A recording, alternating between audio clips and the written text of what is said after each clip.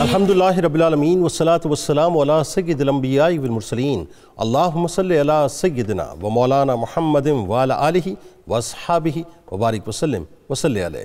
دنیا کے تمام دیکھنے والوں کو، تمام چاہنے والوں کو، تمام پیار کرنے والوں کو، اور جہاں جہاں تک اس وقت میری آواز کو سنا اور مجھے دیکھا جا رہا ہے، جنید اقبال کی جانب سے انتہائی محبت کے ساتھ السلام علیکم۔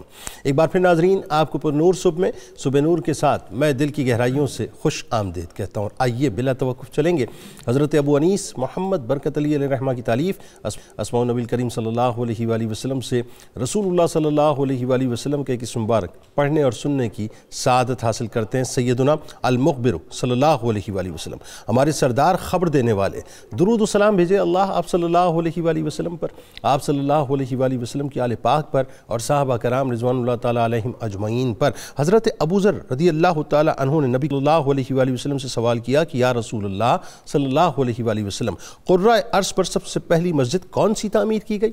آپ صلی اللہ علیہ وآلہ وسلم نے فرمایا کہ مسجد حرام، پھر مسجد اقصیٰ۔ پھر سوال کیا ان دونوں کی تعمیر کے درمیان کتنا عرصہ ہے؟ آپ صلی اللہ علیہ وآلہ وسلم نے فرمایا 40 سال۔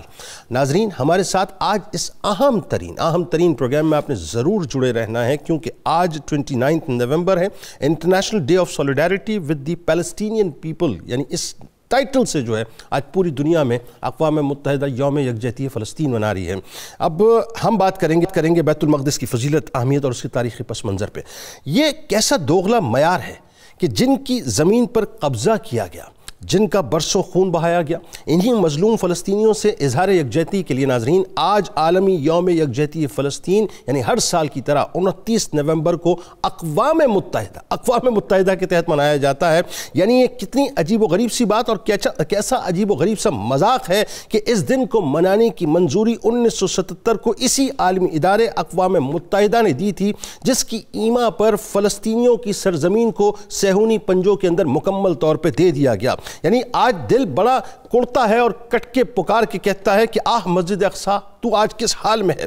تجھے اپنوں کی لاپرواہی نے کیسا لاچار بنا دیا ہے، تیرے چاہنے والوں کی کمزوری اور تیرے دشمنوں کی مکاری نے تجھے کیسی تکلیف اور غم میں ڈال کر رکھ دیا ہے۔ تیرے مبارک در و دیوار جہاں سے فرشتے بھی با ادب گزرتے ہیں، اب یہود کی نازیبہ حرکات سے کتنے غمگین ہوتے ہوں گے۔ تیری وہ سجدہ گاہیں جہاں کبھی مقدس ترین ہستیاں نبوت کے پیکر پیغمبران الہی سجدہ ریز ہوتے تھے، اب وہاں صرف ان مجرموں کے ناپاک بوٹوں کی دھمک سنائی دیتی ہے جس کو تیری تکریم سے کسی قسم کا کوئی واسطہ نہیں ہے۔ معصوم بچوں کی آہ و بکا، بہنوں کے لٹے ہوئے آنچل، جوانوں کی شہادتیں، بوڑھوں کی چیخ و پکار اس ارض مقدس کا مقدر بن گئی ہے۔ ناظرین کرام، بیت المقدس وہ سرزمین ہے جسے اللہ تعالیٰ نے انتہائی مبارک بنایا کہ الذی بارکنا حولہ کی نہایت ہی اونچے خطاب سے یعنی برکت والی زمین کہہ کر اس کو پکارا۔ یہی سرزمین کئی انبیاء کرام علیہ السلام کا مسکن و مدفن ہے، جہاں آج بھی انبیاء کرام علیہ السلام تشریف فرمائے، یعنی کئی انبیاء کرام تشریف لائے، پیدائش بھی یہاں پہ ہوئی، تبلیغ بھی یہاں پہ کی، مسکن بھی یہی ہوئے اور مدفن بھی ان کا یہی ہوا۔ حضرت ابراہیم علیہ السلام نے ناظرین اسی سرزمین کی طرف ہجرت فرمائی، حضرت اسحاق علیہ السلام یہی تبلیغ کرتے رہے، حضرت یعقوب علیہ السلام نے 100 بھیڑوں کے بدلے میں بیت المقدس کی زمین کو خریدا، جن کے قدموں کی برکت سے بیت المقدس آباد ہوا۔ حضرت داؤد علیہ السلام نے اسی سرزمین کو جائے سکونت کے طور پر اپنایا اور یہیں اپنے محراب کو تعمیر کیا۔ حضرت سلیمان علیہ السلام اسی جگہ سے ساری دنیا پر حکومت کرتے رہے، یعنی فلسطین کی سرزمین بنیادی طور پر آپ کا GHQ تھی۔ حضرت زکریا علیہ السلام کا محراب بھی ناظرین بیت المقدس میں ہی ہے۔ حضرت موسیٰ علیہ السلام کی زبان مبارک سے اللہ تبارک و تعالیٰ نے اسی سرزمین کو مقدس کا ٹائٹل عطا کیا۔ اس شہر میں حضرت مریم سلام اللہ علیہا کے بطن سے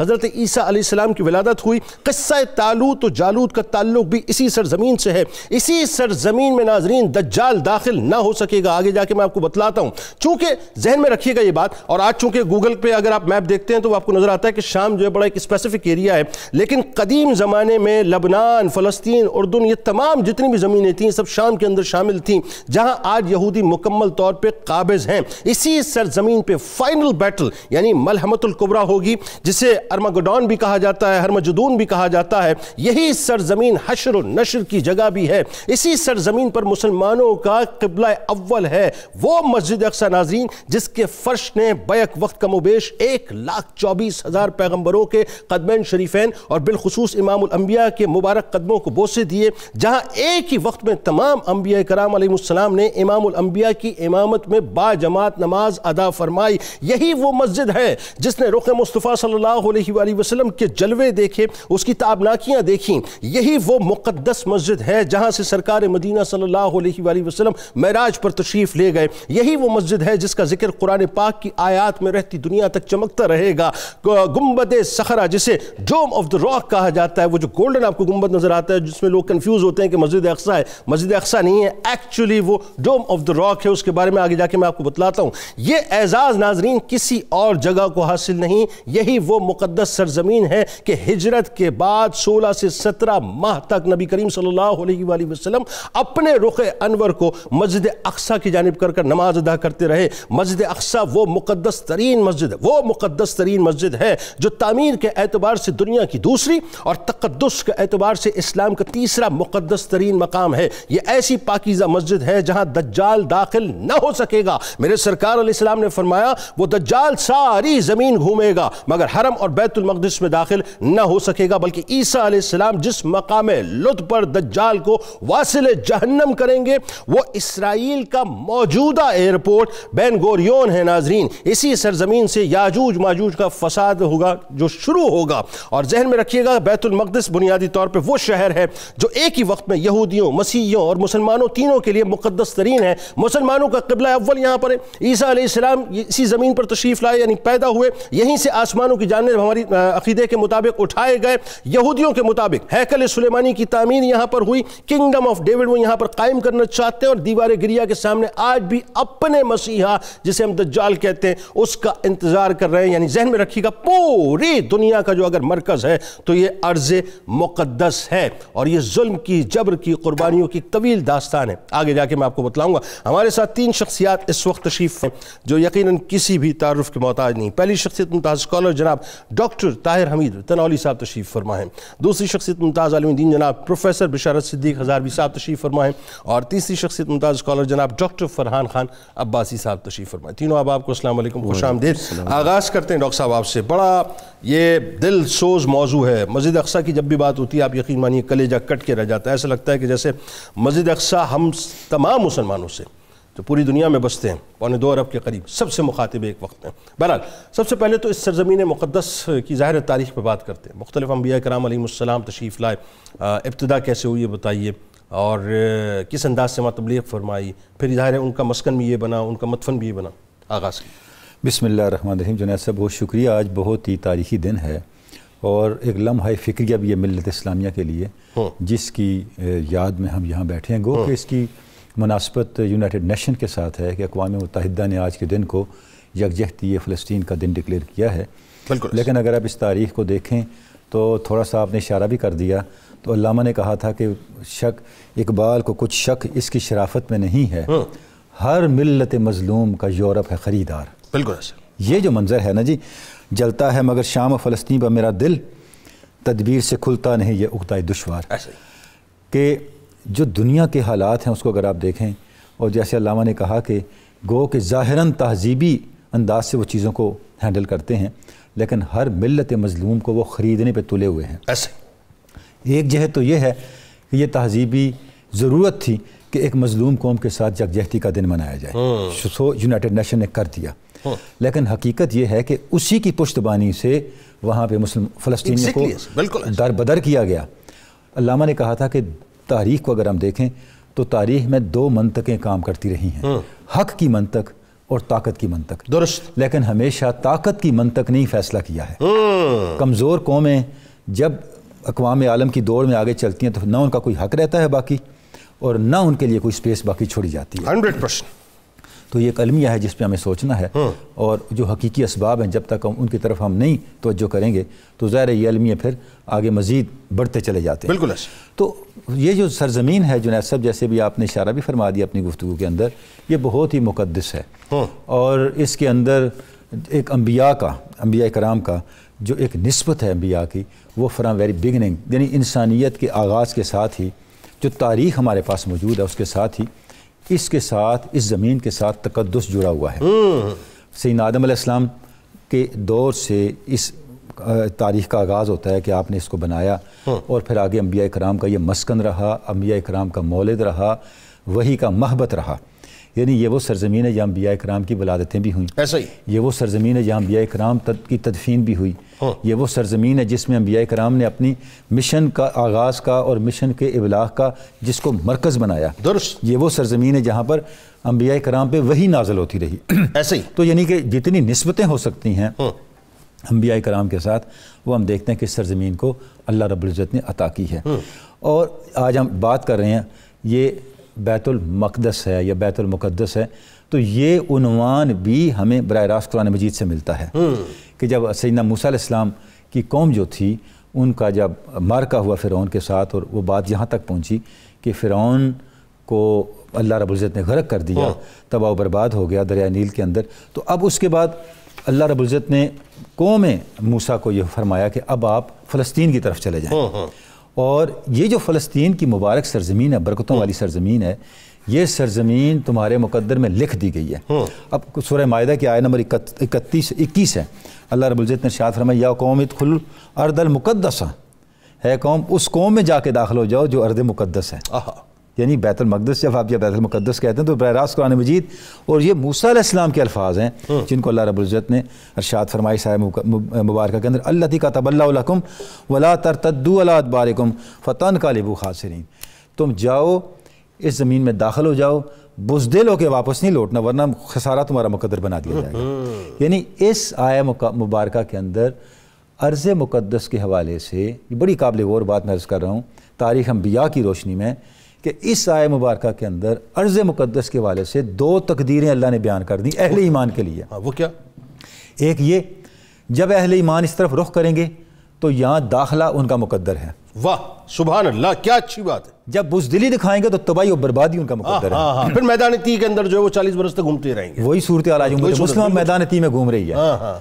آج امت مسلمہ میدان تی میں گھوم رہی ہے۔ کیا اچھا جملہ ہے، امت مسلمہ میدان تی میں گھوم رہی ہے۔ وجہ یہ ہے کہ انہوں نے متبادل مقدر کو آپٹ نہیں کیا، جو اللہ نے وعدہ کر رکھا ہے اس کو آپٹ نہیں کیا، تو دوسرا آپشن آ گیا۔ بالکل صحیح۔ اچھا جب وہ چلے تو اس کے اندر یہاں بھی قابل غور بات ہے، اس وقت اس سرزمین پر فلسطین جیسے آپ نے بیان بھی کر دیا، یا شام یہ علاقہ نہیں تھا بلکہ پورا علاقہ تھا۔ جی ایگزیکٹلی، اردن بھی تھا، یہاں پہ ایک بہت جابر اور طاقتور قوم کا اقتدار تھا جنہیں عمالقہ کہتے ہیں، اور ان کی طاقت کا یہ عالم کہ وہ چونکہ قوم عاد سے تھے، بہت بڑے بڑے ان کے جسم، بڑے طاقتور، ان کو دیکھتے ہی دیکھنے والے پہ دہشت طاری ہو جاتی تھی۔ ایسے ہی اب جب یہ بنی اسرائیل چلے تو انہوں نے کہا جی ہم تو نہیں جاتے لڑنے، تم اور تمہارا رب لڑیں، ہم تو نہیں جاتے۔ اس کا نتیجہ کیا نکلا؟ وہ جس کی طرف آپ نے اشارہ کر دیا جنید صاحب، وہی صورتحال آج ہے۔ یہ جو آپ کو عمالقہ نظر آ رہے ہیں یہ دیکھنے میں عمالقہ ہیں۔ ہائے ہائے ہائے، کیا ریلیٹ کیا ہے ڈاکٹر صاحب۔ اگر آپ کے اندر وہ ایمان ہو جس کا تقاضا آپ سے انبیاء کرتے رہے، واہ جی واہ، کیا اچھی بات کی، تو پھر وہی نتائج نکلیں گے جو سیدنا عمر کے لیے نکلے۔ کیا اچھی بات آپ نے کی ہے صاحب، وہی نتائج نکلیں گے جو حضرت صلاح الدین ایوبی کے لیے نکلے۔ بہت اچھی بات ہے، بہت اچھی بات۔ تو اب آج کوئی حالات مختلف نہیں ہیں، لیکن مسئلہ یہ ہے کہ ملت اسلامی نے راستہ دوسرا چن رکھا ہے۔ یعنی میں آپ کی بات سے یوں سمجھا، اور کتنی اچھی آپ نے ترتیب دی ہے۔ دیکھیں وہ تو ظاہر ہے طے ہو گئی بات، اس میں تو کوئی دوسری رائے نہیں ہے کہ حضرت آدم علیہ السلام سے لے کر پھر دیگر انبیاء کرام، تو بنی اسرائیل کے جتنے انبیاء کرام آلموسٹ سب کا یہ مسکن رہا، مولد رہا، مدفن رہا۔ لیکن جو بات آپ نے کی کہ آج بھی اسی طرح سے عمالقہ ہمارے سامنے ہے جس کا روب اور دبدبہ جو ہے وہ ہمارے اوپر حاوی ہے، اور آج بھی صورتحال یہ ہے کہ ہم جو ہے وہ آگے بڑھنے کو بنی اسرائیل کی طرف تیار نہیں ہے۔ اب مشیت خداوند ہمیں کیا کہہ رہی ہے؟ مشیت خداوند کی طرف سے یہ صدا آ رہی ہے، اللہ کو پامردی مومن پہ بھروسہ، ابلیس کو یورپ کی مشینوں کا سہارا۔ تو آپ پامردی پیدا کر رہے ہیں، بالکل ٹھیک، استقامت پیدا کر رہے ہیں، بالکل ٹھیک، اپنے ایمان کے ساتھ اور دین کے ساتھ کمٹمنٹ پیدا کریں، نتائج آپ کے سامنے۔ اچھا اب بات یہ ڈاکٹر صاحب، اس پہ آگے جا کے بات کرتے ہیں، کیونکہ اب تو ہم نے اس کو ایک نہا خانے میں، سرد خانے کے اندر ڈال دیا نا مسجد اقصیٰ کو، یہ تو اب ہمارے لیے ایشو بھی نہیں ہے۔ قبلہ اول پہ تو آپ دیکھیے، آپ ینگسٹر سے بات کیجیے، وہ کہتے ہیں صاحب یہ ڈیلیٹ ہو گیا، ڈسکارڈ ہو گیا، آبسلیٹ ہو گیا، یہ ہمارا ایشو نہیں ہے، معاذ اللہ، اس کو وہ ایشو نہیں جانتے۔ لیکن وہی بات ہے، ایشو کیوں ہے؟ اب ذرا بتائیے کہ مسجد اقصیٰ جو مسلمانوں کا قبلہ اول ہے، اس کی اہمیت، اس کی فضیلت قرآن اور حدیث کی روشنی میں کیا بتلا رہی ہے، تاکہ پتہ چلے نا کہ یہ کتنا ریلیونٹ ہے آج بھی ہمارے ساتھ اور ریلیونٹ رہے گا۔ بسم اللہ الرحمن الرحیم والصلاة والسلام علی سید الانبیاء والمرسلین۔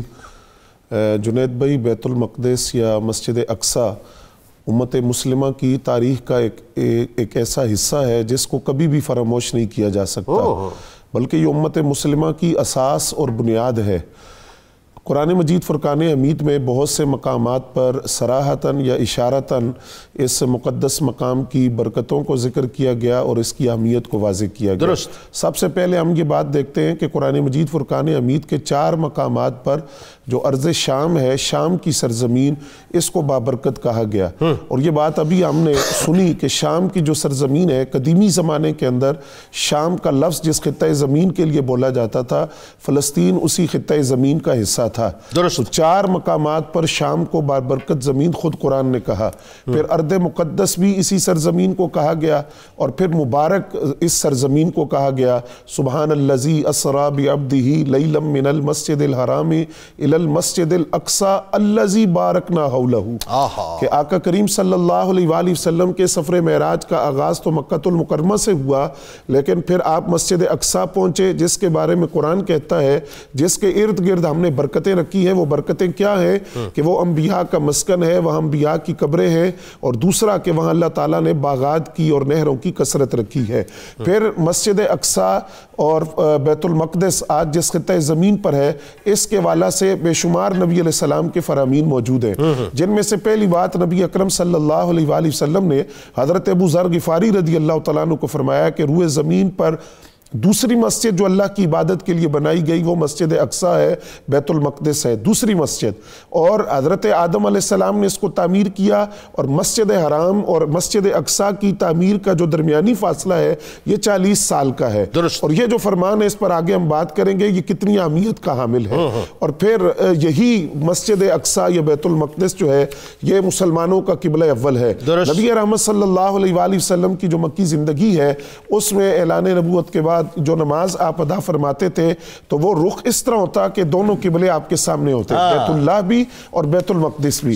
لیکن جب آپ مدینہ طیبہ تشریف لائے تو پھر یہاں 17 ماہ آپ نے بیت المقدس کی طرف اپنے چہرے انور کو کر کے نماز پڑھی۔ آپ کی خواہش یہ تھی کہ کعبۃ اللہ کو قبلہ بنایا جائے، تو تعویل قبلہ کا واقعہ پیش آیا۔ اب یہ جو بیت المقدس ہے، اسی کے حوالے سے حدیث کے اندر یہ بات بھی موجود ہے کہ نبی علیہ السلام نے ارشاد فرمایا کہ 3 مساجد ایسی ہے کہ زیادہ ثواب کے حصول کی نیت سے ان 3 مساجد کے علاوہ کسی مسجد کی طرف نیت کر کے سفر نہیں کیا جا سکتا۔ وہ 3 مساجد جن کی طرف زیادہ حصول ثواب کی نیت سے رخت سفر باندھا جاتا ہے، ان میں پہلی مسجد حرام ہے، پھر مسجد نبوی ہے، اور پھر مسجد اقصیٰ ہے۔ اب وہ ثواب کیا ہے جو مسجد اقصیٰ کی نماز کے اندر رکھا گیا؟ فرمایا کہ مسجد حرام کے اندر 1 نماز کا ثواب 1,00,000 نمازوں کے برابر ہے، مسجد نبوی کے اندر 1 نماز کا ثواب 50,000 نمازوں کے برابر ہے، اور مسجد اقصیٰ کے اندر 1 نماز کا ثواب 1,000 نمازوں کے برابر ہے۔ پھر یہی ارض مقدس ہے جس کے بارے میں نبی علیہ السلام نے ارشاد فرمایا کہ مسجد اقصیٰ سے جس کا فاصلہ تقریباً 1300 کلومیٹر بنتا ہے حرم سے، تو یہاں سے جو احرام باندھ کر عمرہ یا حج کی نیت سے آتا ہے تو نبی علیہ السلام نے فرمایا اس کے سابقہ گناہ بھی معاف ہو گئے اور آئندہ گناہ بھی معاف ہو گئے۔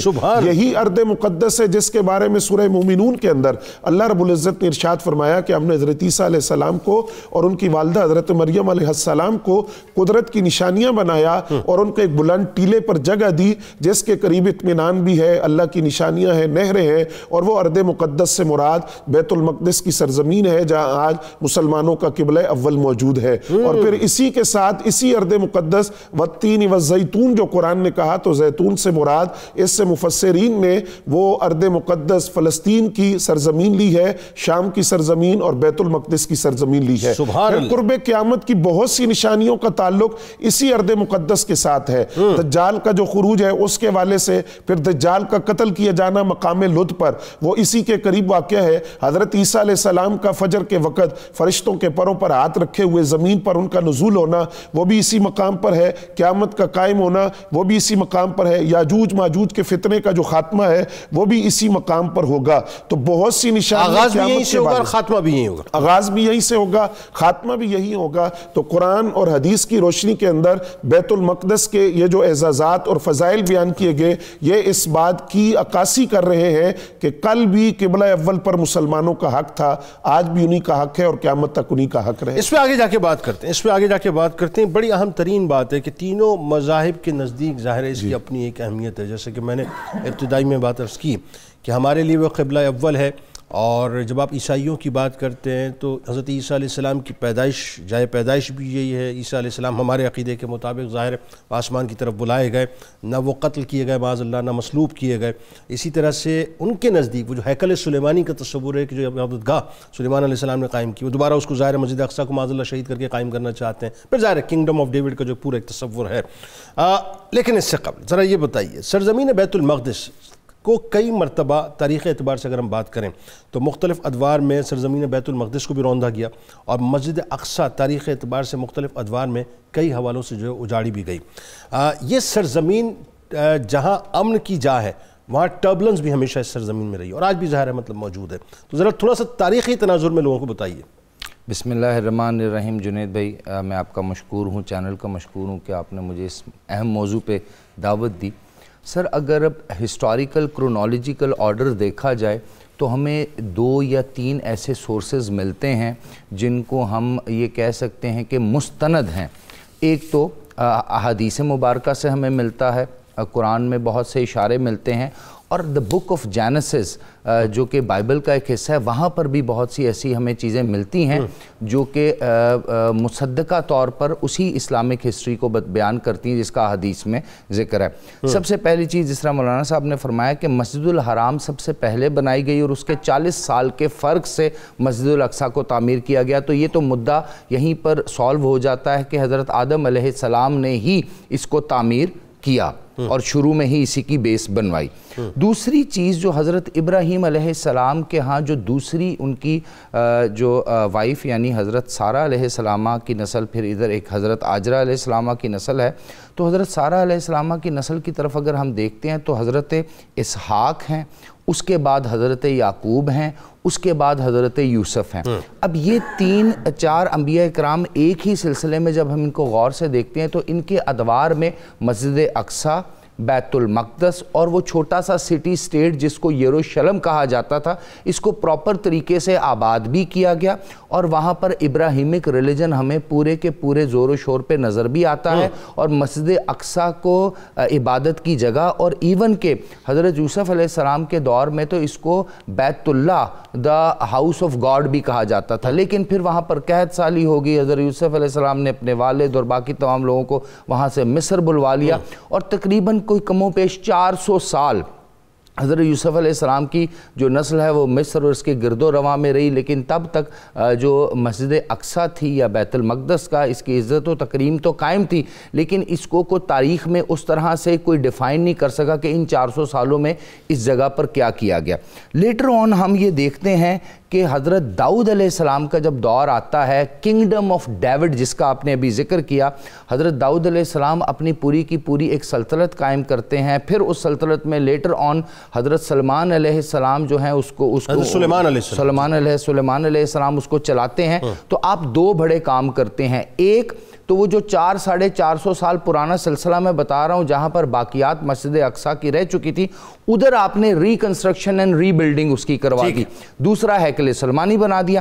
اب یہ سلسلہ بھی چلتا رہا. حضرت سلمان علیہ السلام کے جو 2 بیٹے تھے ان میں یروشلم پورے کا پورا جو سٹی سٹیٹ اس وقت کا تھا اس کو ڈیوائیڈ کر دیا گیا. 2 الگ الگ اس کے کہا جاتا ہے کہ جو کیا کہتے ہیں کیپٹل بنا دیے گئے. 200 سال تک وہ سلسلہ چلا, لیکن بیبلونین نے حملہ کیا, بخت نصر وہاں پر آیا, اور تقریباً 586-587 بیفور کرائسٹ یعنی قبل مسیح میں اس نے پورے کے پورے شہر کو ہی تہو بالا کر دیا اور بیت المقدس آل ٹوگیدر کو آگ لگا دی. اور یہ آگ تقریباً 6-7 دن مسلسل لگی رہی, ہزاروں لوگوں کی جانیں یہاں پر چلی گئی. یعنی اس کے اندر کوئی مذہبی رنجش اور شدت پسندی اتنی زیادہ تھی کہ چونکہ کلام الہی تھا, تورات کے کچھ بہت سے یہاں پر نسخے موجود تھے اور بہت سی ایسی چیزیں چیزیں موجود تھیں تو وہ یہ نہیں چاہتا تھا. تو میں بھی if I am not wrong, اگر میں غلط نہیں ہوں تو حضرت عزیر علیہ السلام نے پھر وہ اکٹھا کیا بعد میں. بالکل ایسا ہی ہے. یہ جو سارا مطلب جو تباہ و برباد بعد میں وہ ابھی کیسے آباد ہوگا, بالکل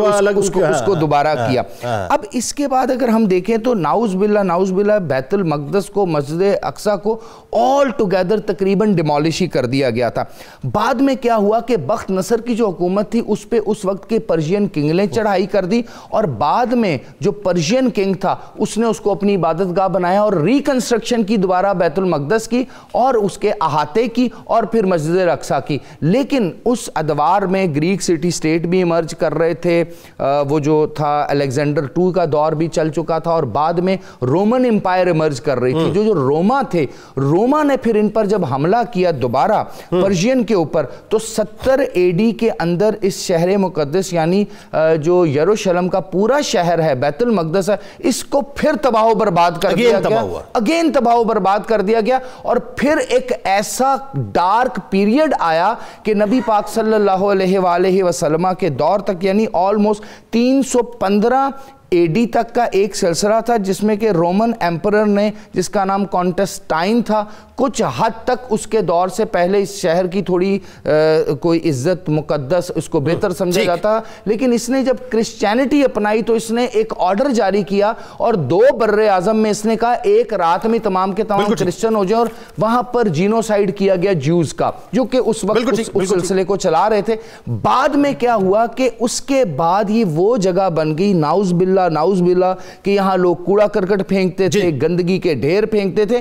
اس کے پورے نشانات, اس شہر کے نشانات مٹانے کی کوشش کی گئی.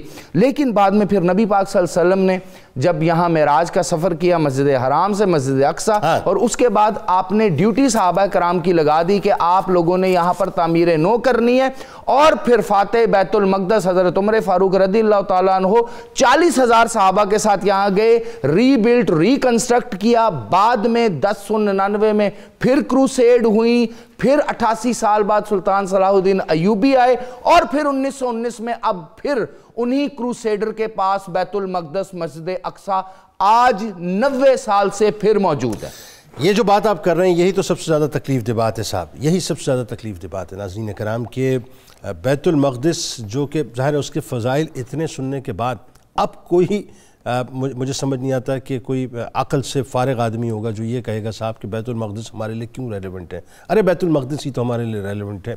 کیوں حضرت عمر فاروق رضی اللہ تعالیٰ عنہ مچل کے گئے تھے جب حضرت عبیدہ بن جراح رضی اللہ تعالیٰ عنہ وہاں موجود تھے اور پیغام بھیجا تھا, تو مولا کا یہ کنسنسس ہو رہا تھا نا, تو منع کیا گیا, مشورہ دیا گیا آپ نہ جائیے, اب یہ سرنڈر کر جائیں گے, یہ بالکل ہار چکے ہیں. لیکن مولا کائنات نے فرمایا نہیں آپ جائیے, آپ نے ٹیک اپ کیا. اور کیوں صلاح الدین ایوبی رحمۃ اللہ علیہ جو ہے وہ ممبر جو نور الدین زنگی رحمۃ اللہ علیہ نے بنایا تھا وہ لیے پھرتے تھے لشکر کے ساتھ, بار بار پھرتے تھے, بار بار اٹیمپٹ کرتے تھے. ارے صاحب یہ قبلہ اول ہے, قبلہ اول, آئیے قبلہ اول کے امام کی بارگاہ میں درود پاک, بلکہ امام القبلتین کی بارگاہ میں درود پاک کا نذرانہ پیش کرتے ہیں. لوٹ کے انشاءاللہ آپ کو بتائیں گے حضرت عمر فاروق اور صلاح الدین ایوبی رحمۃ اللہ علیہ کے بارے میں. اللہم صلی علی سیدتنا فاطمہ و سیدتنا فاطمہ و سیدتنا و بارک وسلم آمدید کہتا ہوں. 29 نومبر ہے اور آج عالمی سطح پر یوم یکجہتی فلسطین منایا جا رہا ہے. میں کچھ سینوپسز آپ کے سامنے رکھ دیتا ہوں تاکہ آپ کو اس مکر اور اس جال سازی کے بارے میں پتہ چلے کہ ایکچولی اس زمین کے ساتھ ہوا کیا ہے. یہ ناظرین کرام ظلم کی, جبر کی اور قربانیوں کی جو داستان ہے نا, یہ ایک صدی پر محیط نہیں ہے. اگر میں کہوں تو غلط نہ ہوگا کہ یہ 1450 برس پہلے کا سارا معاملہ ہے. جب یہودی مدینہ پاک سے نکالے گئے تھے نا, اس وقت ایکچولی اپنے دل کے اندر ایک پھانس لے کے نکلے تھے کہ اس پورے پلان کو ہم نے ایک دن آ کے پائے تکمیل تک پہنچانا ہے, کہ سارے علاقے ہمارے اپنے ہیں. لہٰذا اس دشمنی کی تکمیل کے لیے پھر وہ وقت آیا جب دنیا نے دیکھا کہ جنگ عظیم اول جاری تھی, مسلمانوں کو تقسیم کرنے کا کام یعنی پولرائزیشن مستقل چل رہی تھی. خلافت عثمانیہ کو ایک خاص سازش کے تحت, وہ یہودی یاد ہے نا آپ کو جو آخری سلطان کے پاس آیا تھا جس نے کچھ اس سے بارگیننگ کرنے کی کوشش کی تھی, اس نے منع کیا تھا فلسطین کی سرزمین نہیں دوں گا, تو وہاں خلافت عثمانیہ کو زمین بوس کرنے کے لیے باقاعدہ کام کیا گیا. دنیا بھر کے یہودیوں کو ان کی پرومس لینڈ لینڈ جس کو پرومس لینڈ کہتے ہیں اس کے گرد باقاعدہ جمع کیا گیا. گریٹر اسرائیل کے خواب کی بنیاد رکھی گئی. زائنسٹ ایجنڈے کو باقاعدہ تکمیل تک جو ہے لے جانے کے لیے کام کیا گیا. پہلے 16 مئی ذہن میں رہے 1916 کو ایک خفیہ معاہدہ جسے سائکس پیکو کے تحت یعنی جس معاہدے کے تحت حکومت برطانیہ اور فرانس کے درمیان باقاعدہ مشرق وسطیٰ میں زیر اثر سرحدوں کی باقاعدہ بندر بانٹ ہوئی. اب ذہن میں رکھیے برطانیہ اور فرانس کیا ہے صاحب, آپ کو اسٹیک ہولڈرز یاد ہے نا, وہ جو رینالڈ کے ساتھ آئے تھے سارے, وہی تو سارے لوگ تھے نا جو اس وقت شکست خوردہ ہو کے صلاح الدین ایوبی سے گئے تھے, انہوں نے سارا یہ پلان کیا تھا. اب جا کر 2 نومبر 1917 کو جیمز بیلفور نے ناظرین اعلان بیلفور کیا, اور اس کے بعد یعنی معاملہ یہ تھا جس کے مطابق سرزمین فلسطین پر یہودیوں کے لیے ایک ریاست بنائی جائے. یہ پلان تھا جس میں یہودیوں کا الگ وطن ہو. ارض مقدس پر 6% یہودیوں کو قومی گھر کے نام پر 94% فلسطینیوں کی سرزمین پر قبضہ کرانے کی باقاعدہ سامراجی جو منصوبہ تھا اس کو پائے تکمیل تک پہنچانے کے لیے 1920 کی دہائی سے لے کر 1940 کی دہائی کے دوران یہاں آنے والے یہودیوں کی تعداد میں باقاعدہ اضافہ کروایا گیا. پھر جنگ عظیم دوم میں ہولوکاسٹ کے نام پر بڑی تعداد میں یہودیوں کو ہجرتیں باقاعدہ کروائی گئیں, فلسطینیوں سے ان کا وطن چھین لیا گیا, اور 14 مئی 1948 کو اسرائیل نامی ایک غاصب صہیونی ریاست کو یعنی قبضہ مافیا کو باقاعدہ بٹھا دیا گیا اور فلسطینیوں کو بے گھر کر دیا یا یہ مختصر تاریخ میں نے آپ کو بتائی ہے, لیکن اس کے پیچھے ناظرین شہادتوں کی ایک بہت بڑی داستان موجود ہے. سلسلے کو وہیں سے جوڑتے ہیں ڈاکٹر صاحب, ذرا یہ بتائیے سرزمین بیت المقدس, اللہ کرے کوئی حضرت عمر فاروق رضی اللہ تعالیٰ عنہ کا غلام آئے, اللہ کرے کوئی نور الدین زنگی رحمۃ اللہ علیہ جیسا جذبہ لے کر آئے, اللہ کرے کچھ صلاح الدین ایوبی رحمۃ اللہ علیہ کی یوں کہیے کہ شجاعت اور بہادری سے خیرات لینے والا ہے. ذرا بتائیے صاحب مسلمانوں کے ہاتھ کیسے کیسے جو ہے یہ زمین فتح ہوئی اور کیا کیا جرت و بہادری کے مظاہرے ہوئے؟ جی جنید صاحب, اگر ہم تاریخ میں دیکھیں تو مسلمانوں نے جو کوششیں کی اور جس طرح سے یہ پاک سرزمین بیت المقدس مسلمانوں کے قبضے میں آئی, تو آپ اس کو 3 فیزز کہہ سکتے ہیں, 3 ادوار کہہ سکتے ہیں. ٹھیک, پہلا دور تو سیدنا عمر فاروق سے شروع ہوتا ہے, آپ کا دور خلافت 15 ہجری کا زمانہ, جس زمانے میں بیت المقدس اسلامی لشکر نے فتح کیا. ٹھیک, ظاہر صحابہ کرام کا زمانہ تھا, خلافت راشدہ کا زمانہ تھا, اور پھر خود سیدنا عمر فاروق تشریف لے گئے بیت المقدس چابیاں لینے کے لیے, اور وہ ایک تاریخی موقع تھا جب وہ چابیاں آپ کے سپرد کی گئیں, اور تقریباً 4 مرتبہ آپ بیت المقدس کی سرزمین پہ تشریف لے گئے. اچھا, اس کے بعد پھر مسلسل بیت المقدس جو ہے وہ مسلمانوں کے قبضے میں رہا, اور تقریباً 500 سال تک مسلمانوں کے قبضے میں رہا. ٹھیک, اچھا, اس کے بعد پھر صلیبی جنگوں کا سلسلہ شروع ہو گیا, جس کے نتیجے میں 1099 میں بیت المقدس مسلمانوں کے قبضے سے نکل گیا. ٹھیک, اور صلیبیوں کے قبضے میں چلا گیا. ایک دور ختم ہو گیا, اس کے بعد دوسرا دور شروع ہوا. یہ صلاح الدین ایوبی کا دور ہے. صلاح الدین ایوبی جو تھے ان کے سامنے سارا منظر تھا, سارا ماضی تھا, اور ان کے پورے دور اقتدار میں ہم دیکھتے ہیں کہ ان کا فوکس جس نقطے پہ تھا وہ بیت المقدس کی فتح تھی.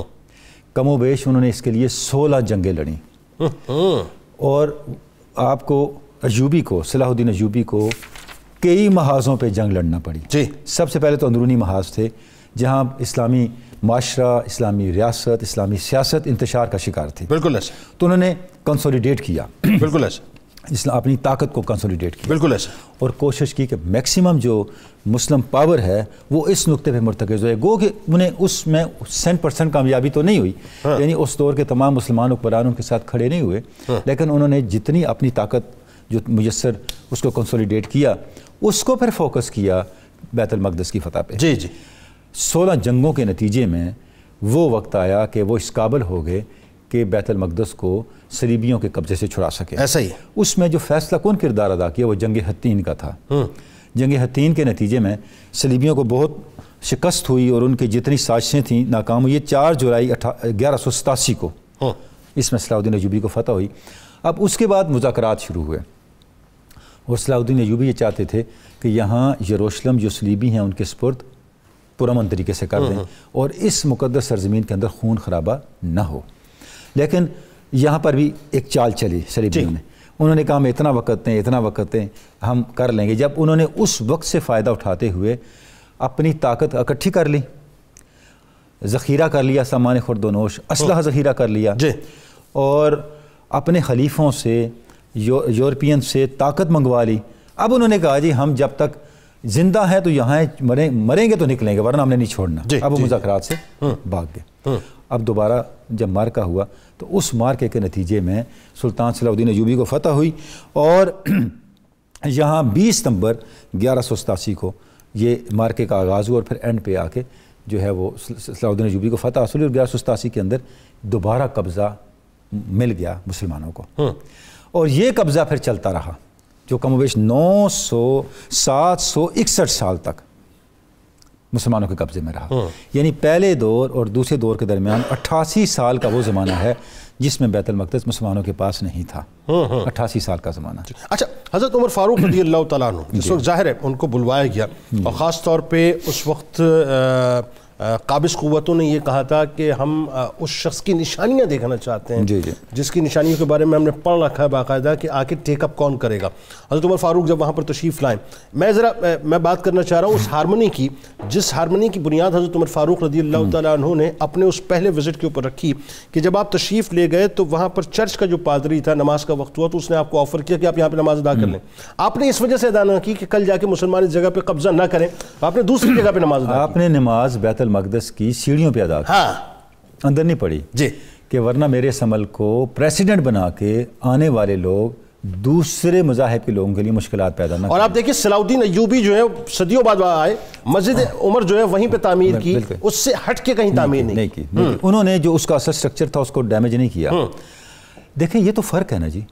خود سیدنا عمر تو تھے خلیفہ راشد، وہ تو آپ کے سلسلے کے تربیت یافتہ تھے، صحبت یافتہ تھے. صلاح الدین ایوبی جو کئی سو سال بعد کیا، ان کے کردار کو بھی اگر آپ دیکھیں تو کوئی مثال نہیں ملتی. 1099 میں جب صلیبیوں نے قبضہ حاصل کیا تھا، اتنا مسلمانوں کا خون بہایا تھا کہ اس شہر کی گلیاں خون سے بھر گئی تھیں.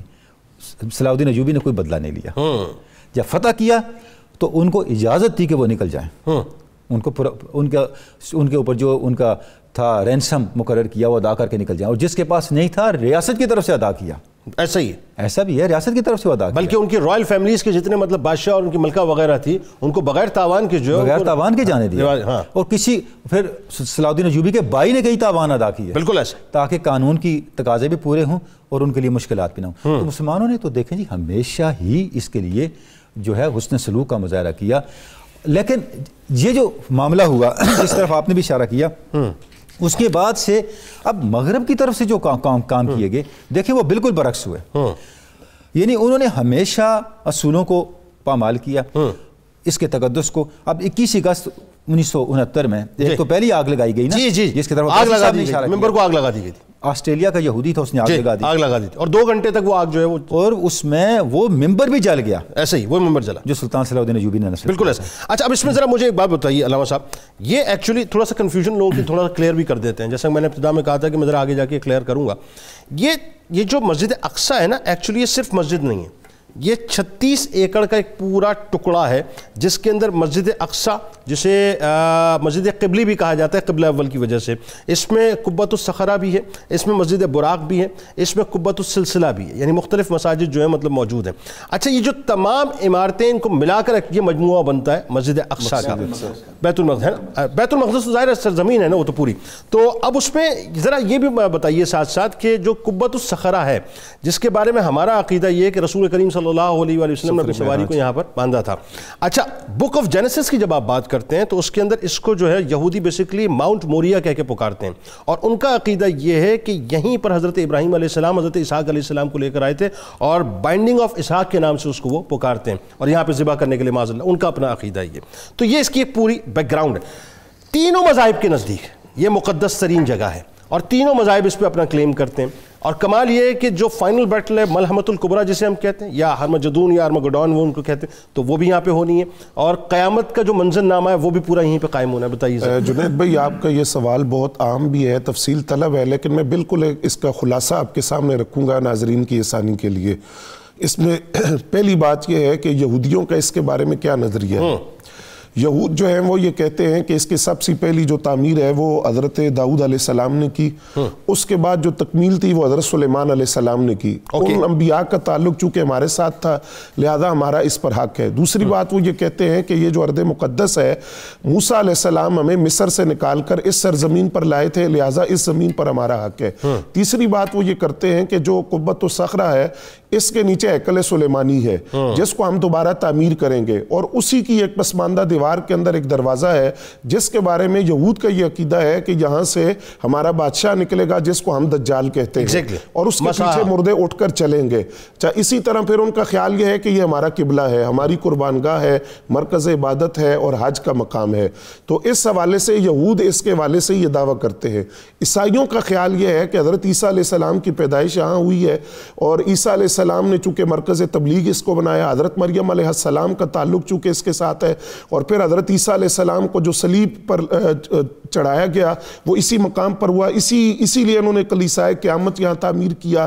تو اس بنیاد پر ہمارا حق اس پر زیادہ ہے۔ سوری معذرت کے ساتھ، یہ جو بات آپ فرما رہے ہیں نا یہ چند قدموں کے فاصلے کے اوپر یہ کنیسۃ القائمہ مطلب جو ہے یہ چرچ بیسیکلی قائم ہے جہاں نماز کو آفر کیا گیا تھا، یہیں سے حضرت عیسیٰ علیہ السلام جو ہے یہ وہ جگہ ہے جہاں سے مطلب وہ باقاعدہ آسمان پہ اٹھائے گئے تھے، اور اسی کے ساتھ مسجد عمر موجود ہے۔ جی کنٹینیو۔ جی اب یہ یہود کا دعویٰ بھی ہمیں سمجھ آ گیا اور عیسائیوں کی بات بھی سمجھ آ گئی کہ وہ اس کو اس قدر اہمیت کیوں دیتے ہیں۔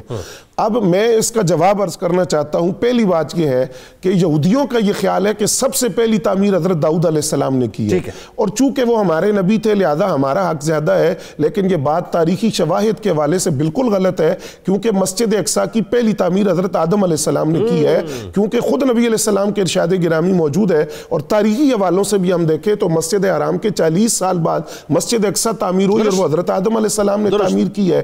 دوسری بات یہ کہ اگر یہ ہم بات مان بھی لیں کہ حضرت داؤد علیہ السلام نے اس کی تعمیر کی اور پھر حضرت سلیمان علیہ السلام نے اس کی تکمیل کی، بات اسی طرح ہے، لیکن ابتدا آدم علیہ السلام سے ہوئی، تو بات سمجھنے والی مسلمانوں کے لیے یہ ہے کہ جو آج سو کارڈ مسلمان ہیں جو بیت المقدس کے بارے میں کہتے ہیں کہ یہودیوں کا حق ہے انہیں دینا چاہیے، ان کو یہ بات سمجھنی چاہیے کہ یہ مسلمانوں نے تعمیر کی تھی، وہ تمام انبیاء جنہوں نے اس کی تعمیر میں حصہ لیا وہ مسلمان تھے اور مسلمان ہی اس کے وارث بنیں گے۔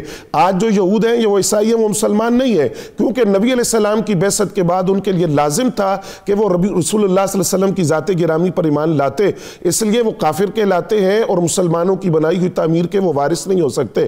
تیسری بات یہ ہے کہ یہ جو یہودیوں کا یہ خیال ہے کہ یہ مستقل ہمارا قبلہ ہے، جبکہ یہ بھی ان کی ایک اختراع ہے، وہ اس حوالہ سے کہ جو آدم علیہ السلام سے لے کر نبی اکرم صلی اللہ علیہ وسلم تک ہر نبی کا جو قبلہ رہا ہے وہ بیت اللہ رہا ہے، اور جو نبی علیہ السلام نے 17 ماہ بیت المقدس کو قبلہ بنایا وہ ان کی اتباع میں نہیں تھا، وہ اس حوالے سے تھا کہ نبی اکرم صلی اللہ علیہ وسلم کو حکم دیا گیا کہ مسلمانوں کی آزمائش تھی کہ وہ کس قدر اتباع کرتے ہیں، تو لہٰذا یہ مسلمانوں کا حق ہے۔ اور پھر یہی ارض مقدس ہے یا ملحمۃ الکبریٰ جو واقع ہوگی، جو سب سے بڑی لڑائی ہے، شدید ترین لڑائی ہے، جس کے بارے میں نبی علیہ السلام نے متفرق حدیث کے اندر خبر دی ہے کہ امام مہدی سے پہلے یہ لڑائی ہوگی جس کے اندر 80 جھنڈے ہوں گے، 80 جھنڈوں کے نیچے 12,000 کا لشکر رومیوں کو ہوگا، یعنی 9,60,000 کی تعداد کے اندر ان کی فوج ہوگی، مسلمان ان سے ٹکرائیں گے، 4 دن تک مسلمانوں کی کثرت کے ساتھ شہادت ہوگی، اس کے بعد اللہ تعالیٰ مسلمانوں کو فتح عطا کرے گا، اس کے بعد یہ قسطنطینیہ کی طرف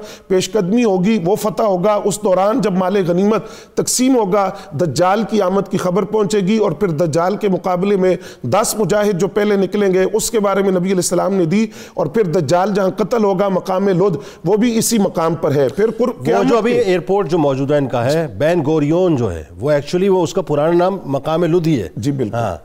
اور پھر اسی طرح قیامت کے والے سے نبی علیہ السلام نے خبر دی کہ جو سور پھونکا جائے گا تو اس سے پہلے یمن سے ایک آگ ظاہر ہوگی جو لوگوں کو ہانگ کر ارض شام کی طرف لے جائے گی، اور وہ حشر اور نشر کی زمین ہے کہ لوگ وہاں زندہ کر کے اٹھائے جائیں گے اور جمع کر جائیں گے، وہی ارض مقدس ہے جہاں بیت المقدس موجود۔ اچھا آپ یہ دیکھیے کہ امام مہدی علیہ السلام کا ظہور ظاہر ہے وہ تو مکہ پاک میں ہو رہا ہے، لیکن آپ بھی جو خروج فرمائیں گے وہ شامی کی طرف فرمائیں گے، اسی طرح سے شام کی سرزمین کی جو ہم بات کر رہے تھے ایکچوئل وہ تو پرانا اس زمانے میں تو گوگل میپ نہیں تھا، لیکن وہ لبنان، لیبیا، اردن وغیرہ فلسطین وغیرہ ملا کے شام ہے، تو جو دمشق کا جو مشرقی مطلب اپنا مسجد کا جو مینار ہے ایکچولی وہاں پر آپ تشریف لائیں گے، عیسیٰ علیہ السلام ان کا نزول ہوگا، تو یہ وہ زمین ہے۔ یعنی آپ سوچئے صاحب، میں بار بار ایک ہی جملہ ادا کرتا ہوں، واللہ میں آپ کو بتاؤں کہ پوری دنیا کی ساری سیاست کو، معاشرت کو، معیشت کو، سماجیات کو، مطلب سب کچھ سمیٹ کے آپ جو ہے وہ اس ارض مقدس پہ لے جائیے. ارض مقدس یہ ہے جو آپ کا پن پوائنٹ ہے، جو سینٹر پوائنٹ ہے. بلکہ سینٹر پوائنٹ پہ یاد آیا ڈوم آف دا راک کے بارے میں، یہ جو ان کا کلیم ہے یہودیوں کا، یہ کیا ہے؟ یہ ہے کہ ایکچولی یہ پوری دنیا کا سینٹر پوائنٹ ہے، اس کو سینٹر پوائنٹ گردانتے ہیں. اچھا فائنلی اب ذرا یہ بتائیے، سرزمین بیت المقدس بالخصوص ظاہر قبلہ اول جو ہے، اس کا نوحہ، اس کی تکلیف تو ہم مستقل بیان کرتے رہتے ہیں، لیکن اس کی پکار کیا ہے؟ آج کے مسلمانوں کا کردار کیا ہے؟ ذرا یہ بتلائیے کیا کرنا چاہیے ہمیں. جنید بھائی میں پہلے ایک آدھی چیز ایڈ کرتا چلو، جو سلسلہ چل رہا تھا.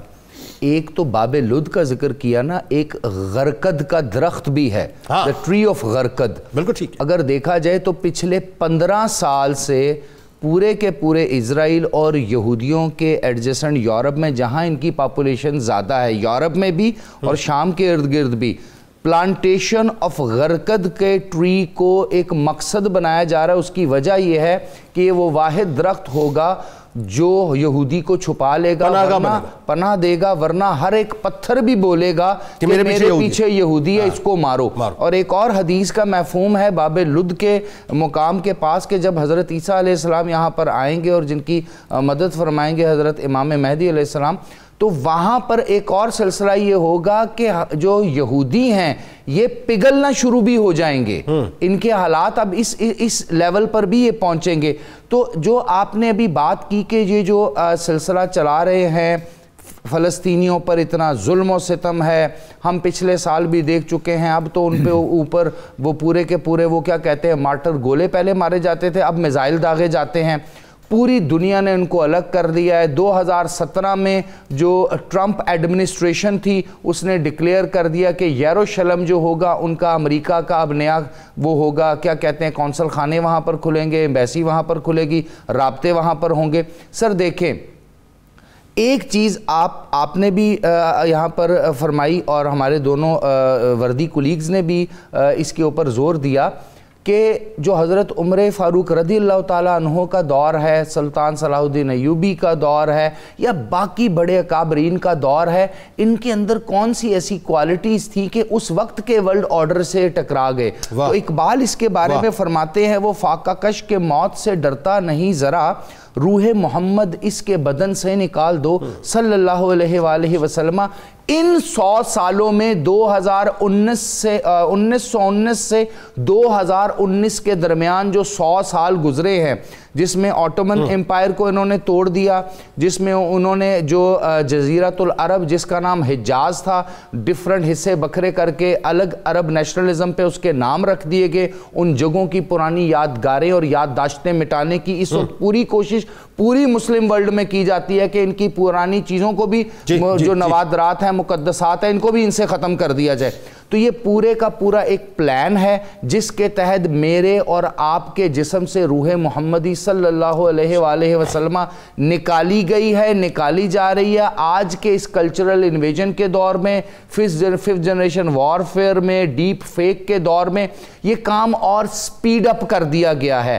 جب تک ہمارے ذاتوں میں، ہماری زندگیوں میں فاقہ کشی کا فلسفہ نہیں آئے گا، جب تک نبی پاک صلی اللہ علیہ وسلم کی راہ پر چلنے والے صحابہ کرام کی زندگی کے جذبات ہم میں نہیں آئیں گے، جب تک اسلام پورے کا پورا ہماری زندگیوں میں داخل نہیں ہو جائے گا. سر سوری ٹو سے، ہم اور آپ آج فلسطین کی بات کر رہے ہیں، بیت المقدس کی بات کر رہے ہیں، مجھے تو اسلام عرب میں بھی اور مشرق میں بھی مشکل میں نظر آ رہا ہے. آپ ایک بات مجھے بتائیے، جو بات آپ کر رہے ہیں میں اس سے تھوڑا سا آلموسٹ ریلیونٹ بات ہے لیکن تھوڑا سا ہٹ کے میں ایک بات سمجھنا چاہتا ہوں.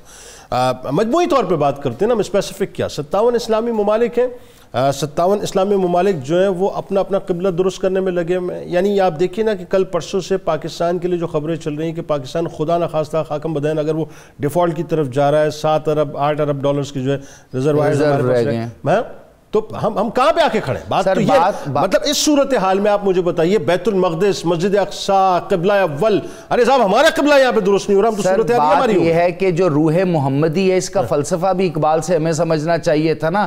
رزق حلال ہے اس کا فلسفہ، اس کا فلسفہ دین پر جڑ جانا ہے، اس کا فلسفہ اپنی روایات کو پکڑے رہنا ہے، اس کا فلسفہ اپنی تاریخ اور اپنی سیولائزیشن اور اپنے ٹرینڈ اور اپنے اکابرین کو بڑا سمجھنا ہے. جب ہم بشمول باقی اسلامی ممالک کے ہیلووینز منائیں گے تو پھر سر روح محمدی صلی اللہ علیہ وآلہ بہت وسلم شکریہ، کہاں بہت ہم نے شکریہ. موجود ہوگی. آپ تشریف لائے تینوں احباب. وہ مصطفیٰ زیدی نے کہا تو پاکستان کے لیے تھا، لیکن مجھے لگتا ہے کہ ارض وطن مطلب بیت المقدس جو ہے بنیادی طور پہ اس کے لیے یہ جملے بڑے صادق آتے ہیں مصرے کہ اے وطن یہ کیسے دھبے در و دیوار پر ہیں، کس شقی کے یہ تماچے تیرے رخسار پر ہیں، اے وطن یہ تیرا اترا ہوا چہرہ کیوں ہے، غرفہ و بام و شبستہ میں اندھیرا کیوں ہے، درد پلکوں سے لہو بن کے چھلکتا کیوں ہے، ایک سانس پہ تنقید کا پہرا کیوں ہے، کس نے ماں باپ کی سی آنکھ اٹھا لی تجھ سے، اے وطن چھین لی کس نے تیرے کان کی بالی تجھ سے.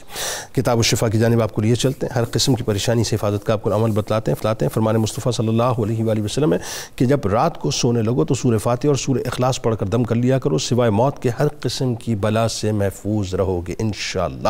حضرت علی کرم اللہ وجہ الکریم کا کمال قول مبارک ہے کہ دنیا کی حرص آفات و بلیات کا سبب بنتی ہیں، جبکہ احکام دین کی پابندی دوزخ سے نجات دلاتی ہے. روزنامہ 92 نیوز میں آج مضمون سنیے گا بیت المقدس کی عظمت اور اس کی فضیلت کے حوالے سے. ٹویٹر پہ ہمیں فالو کر لیجئے، فیس بک پیج کو لائک کر لیجئے، یوٹیوب چینل کو سبسکرائب کر لیجئے، بیل آئیکن کو ضرور کلک کر لیجئے. آپ وہاں موجود ہیں، ہم یہاں موجود ہیں، مل کے نعرہ لگائیں گے، لیکن اس سے پہلے ذرا روح سے تجدید عہد وفا کریں گے.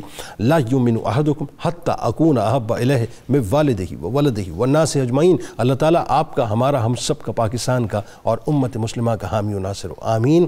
پاکستان کا مطلب کیا؟ لا الہ الا اللہ.